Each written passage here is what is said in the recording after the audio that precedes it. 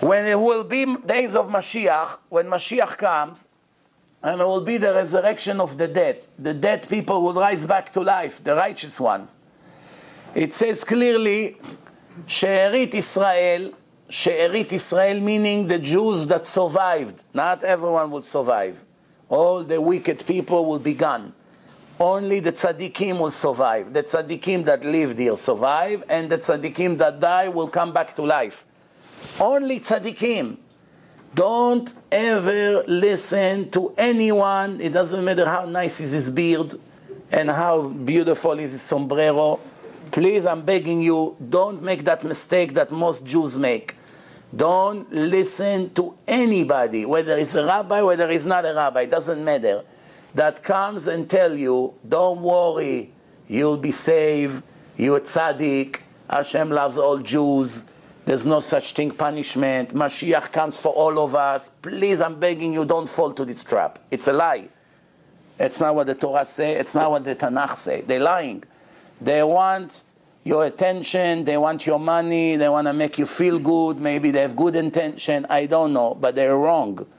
It doesn't say it in the Tanakh. We read, we know how to read.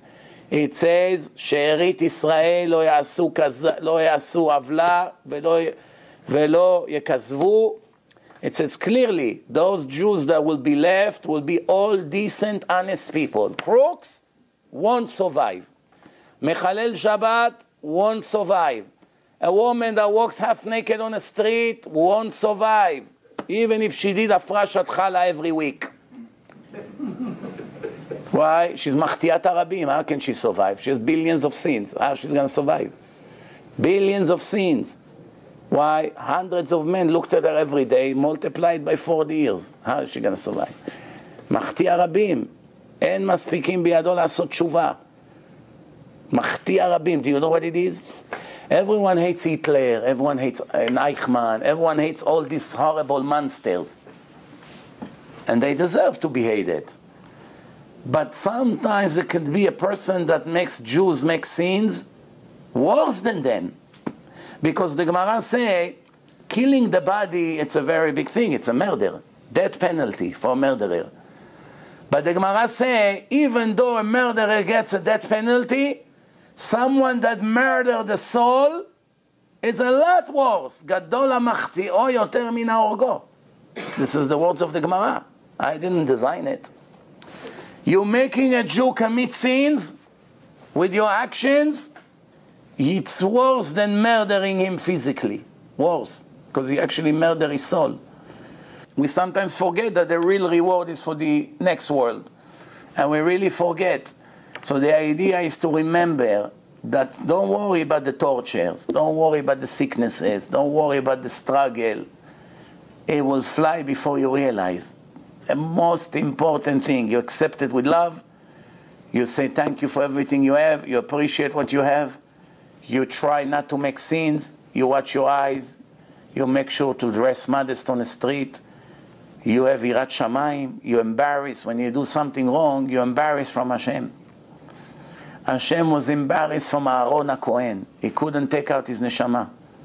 He said to Moshe, I'm embarrassed to take your brother's neshama out. Such a good tzaddik, everyone loves him.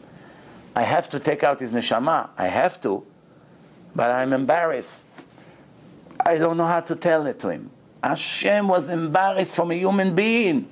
Also from Avraham Avinu. How I'm going to destroy Sodom and Gomorrah before I consult with my servant Abraham. How can I do such thing to surprise him like this? I have to inform him first.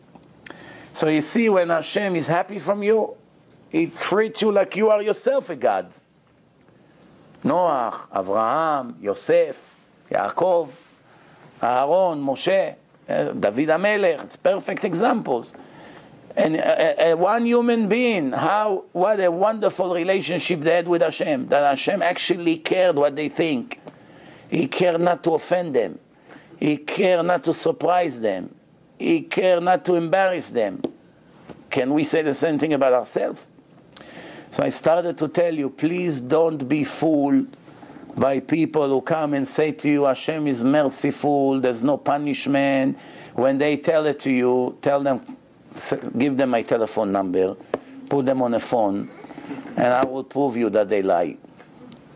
I can give you 100 psukim po that say the opposite. How can you ignore the Torah? How many people the Torah shows you what a horrible price they paid in their end? Korach, why Hashem didn't have mercy on him? Big deal! One day of his life he was wicked. But until that day, it was great. He was a chief rabbi. Ma, all your life was the head of the tribe, important person, multi-billionaire. Everyone bowed down to him, and in 1 minute is destroyed for eternity. What happened to the mercy? What happened to the mercy on Yosef that he asked the Egyptian, don't forget me, I'm stuck here in jail and I'm innocent, and Hashem add 2 more years to his prison. Where was the mercy? What about Yaakov Avinu, what happened to his daughter Dinah? If it would happen to one of us, we won't be able to come out of our bed for the rest of our life. Imagine, try to close your eyes 1 second and imagine, Chas v'shalom, God forbid, that you have a daughter, you raised her in Bet Yaakov, religious daughter, and some monster raped her.